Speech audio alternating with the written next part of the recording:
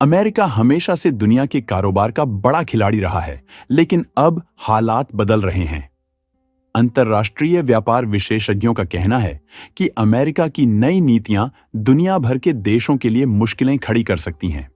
इसी वजह से कनाडा और यूरोपीय देश अब अमेरिका पर कम और आपस में ज्यादा भरोसा करने लगे हैं। वे अपने व्यापार के नए रास्ते खोज रहे हैं और एकजुट हो रहे हैं।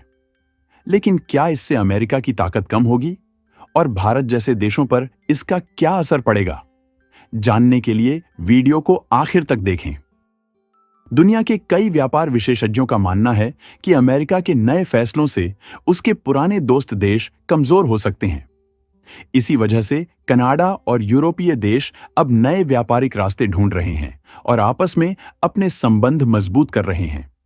सिर्फ व्यापार ही नहीं, सुरक्षा और सेना से जुड़ी चिंताएं भी बढ़ गई हैं।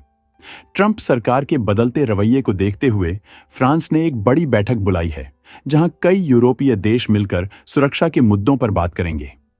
इस बैठक में Norway, Canada, Lithuania, Estonia, Latvia, चेक गणराज्य, ग्रीस, फिनलैंड, रोमानिया, स्वीडन और बेल्जियम जैसे देश भी शामिल होंगे। इस बीच अमेरिका और कनाडा के रिश्तों में भी खटास आ रही है। दोनों देशों के बीच हर साल 800 अरब डॉलर का व्यापार होता है, लेकिन अमेरिका के नए नियमों की वजह से कनाडा से आने वाले तेल और गैस पर भारी टैक्स लग सकता है। अगर ऐसा हुआ तो कनाडा की अर्थव्यवस्था को बड़ा झटका लग सकता है और अमेरिका में भी पेट्रोल डीजल की कीमतें बढ़ सकती हैं। अगर अमेरिका और कनाडा के बीच तेल व्यापार में दिक्कतें आईं तो वैश्विक स्तर पर तेल की कीमतें बढ़ सकती हैं। इसका सीधा असर भारत पर पड़ेगा, क्योंकि भारत अपनी जरूरत का ज्यादातर तेल आयात करता है। पेट्रोल और डीजल महंगे होने से ट्रांसपोर्ट, खाने पीने की चीजें और दूसरी जरूरी चीजों के दाम भी बढ़ सकते हैं। अगर तेल महंगा हुआ तो भारत को ज्यादा डॉलर में भुगतान करना पड़ेगा। इससे रुपये की कीमत कमजोर हो सकती है, जिससे विदेश से आने वाली चीजें और महंगी हो जाएंगी। नए व्यापारिक अवसर भी खुल सकते हैं। अमेरिका और यूरोप के बीच तनाव बढ़ने से भारत के पास एक मौका हो सकता है कि वह यूरोप और कनाडा के साथ अपने व्यापारिक संबंध मजबूत करे। अगर भारत सही रणनीति अपनाए तो यह भारतीय कंपनियों और व्यापारियों के लिए एक अच्छा अवसर हो सकता है। यूरोपियन यूनियन के साथ कनाडा का व्यापार comprehensive economic and trade agreement के तहत 65% बढ़ चुका है। 2021 में ईयू के साथ दोतरफा व्यापार रिकॉर्ड 100 अरब डॉलर तक पहुंच गया। कनाडा अब टेक्नोलॉजी, एनर्जी और क्रिटिकल मिनरल्स के एक्सपोर्ट पर फोकस कर रहा है, जिससे यूरोप में अपनी स्थिति और मजबूत कर सके। कनाडा अपनी व्यापार रणनीति में तेजी से विविधता ला रहा है और अमेरिका पर निर्भरता कम करने के लिए नए अंतर्राष्ट्रीय साझेदारियों की ओर बढ़ रहा है। यह कदम अमेरिका के साथ बढ़ते व्यापारिक तनाव और नए टैरिफ के चलते उठाया गया है।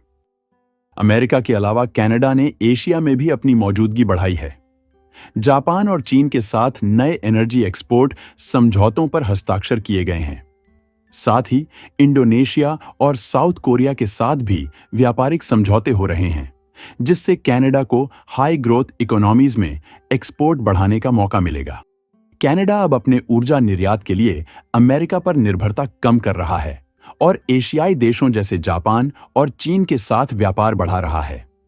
ऐतिहासिक रूप से कनाडा का 97% कच्चा तेल अमेरिका को निर्यात होता था, लेकिन अब नए समझौतों के माध्यम से जापान और चीन जैसे देशों को भी निर्यात बढ़ाया जा रहा है।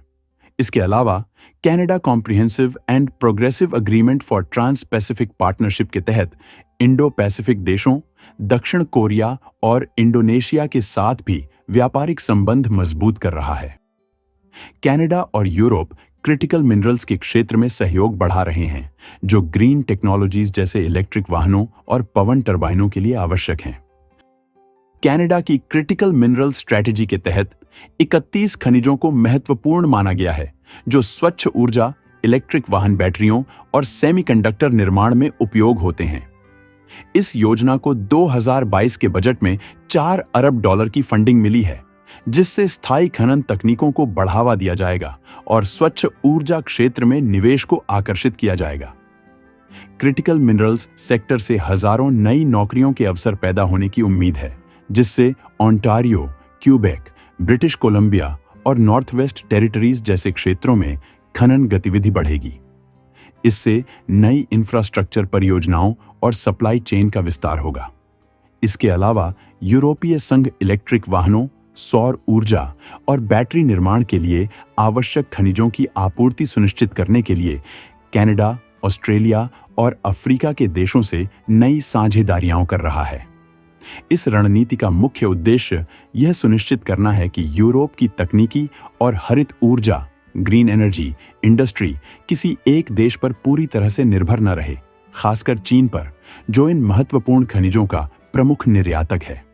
इस नई नीति के तहत कच्चे माल की आपूर्ति को अधिक सुरक्षित और विविध बनाया जाएगा, जिससे यूरोप की कंपनियां स्थायी और विश्वसनीय स्रोतों से आवश्यक संसाधन प्राप्त कर सकें। कनाडा, जो पहले से ही सस्टेनेबल माइनिंग और पर्यावरण, सामाजिक व शासन मानकों का पालन करता है, इस क्षेत्र में यूरोप के लिए एक प्रमुख भागीदार बन सकता है।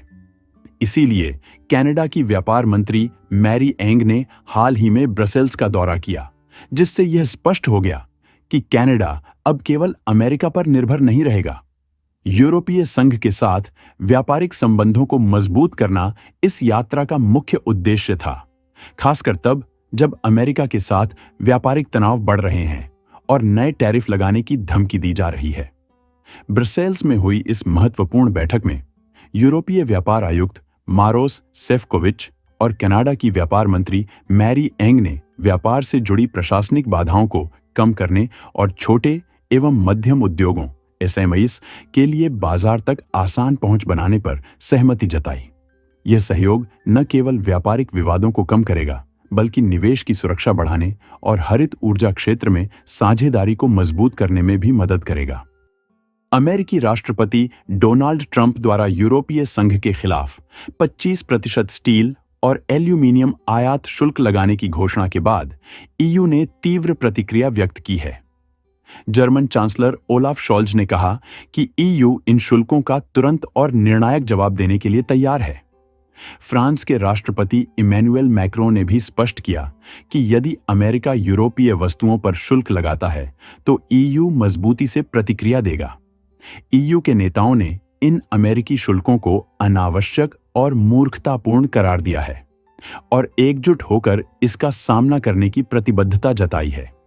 इसके साथ ही ईयू ने अमेरिका के साथ प्रारंभिक वार्ता की इच्छा व्यक्त की है, ताकि इन शुल्कों को टाला जा सके और व्यापारिक तनाव को कम किया जा सके। यूरोपीय कंपनियां भी इन संभावित शुल्कों के कारण उत्पन्न अनिश्चितता से चिंतित हैं, विशेष रूप से उन क्षेत्रों में जो आयातित वस्तुओं पर निर्भर हैं।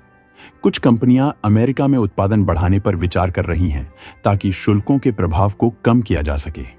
कुल मिलाकर यूएन ने स्पष्ट कर दिया है कि वह अमेरिकी शुल्कों के खिलाफ निर्णायक और एकजुट प्रतिक्रिया देने के लिए तैयार है, जबकि साथ ही वार्ता के माध्यम से समाधान खोजने की भी इच्छा रखता है।